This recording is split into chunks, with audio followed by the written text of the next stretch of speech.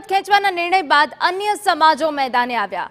ઠાકોર અને ઓબીસી સમાજના યુવકો પર થયેલા કેસ પરત ખેંચવાની માંગ થઈ છે। બહુચરાજીના પૂર્વ ધારાસભ્ય ભરતજી ઠાકોરે મુખ્યપ્રધાનને રજૂઆત કરી। ક્ષત્રિય ઠાકોર સેનાના યુવાનો પર આંદોલન દરમિયાન કેસો થયા હતા। ઠાકોર અને ઓબીસી યુવાનો પરના કેસ પરત ખેંચવા લેખિત રજૂઆત કરાઈ।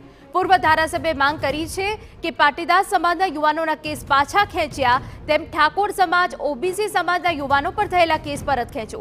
ગુજરાત ક્ષત્રિય ઠાકોર સેના દ્વારા 2022 થી 2017 દરમિયાન વ્યસન મુક્તિને લઈ જનતા રેડ કરાઈ હતી, તેમજ ચક્કાજામ કરવામાં આવ્યું હતું। આંદોલન દરમિયાન કોઈ પણ સરકારી મિલકતોને નુકસાન કે કોઈ પણ પ્રકારનો કાયદો હાથમાં નથી લેવાયો, છતાં ઠાકોર સમાજ અને ઓબીસી સમાજના યુવાનો પર ખોટા કેસ કરવામાં આવ્યા। આ કેસોની મુદતો હજુ પણ ચાલી રહી છે, ત્યારે પાટીદાર સમાજના કેસ પરત ખેંચ્યા છે, તો ઠાકોર સમાજ અને ઓબીસી સમાજના યુવાનો પર થયેલા કેસ પરત ખેંચાય તેવી રજૂઆત પૂર્વ ધારાસભ્યએ કરી છે।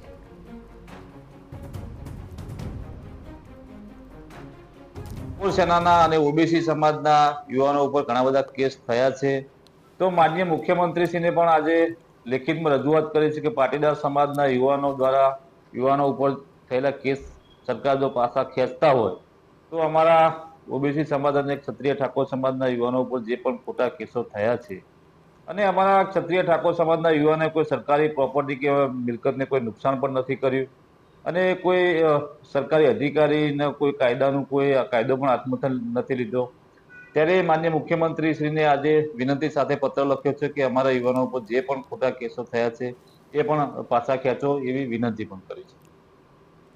સમાચાર બનાસકાંઠામાંથી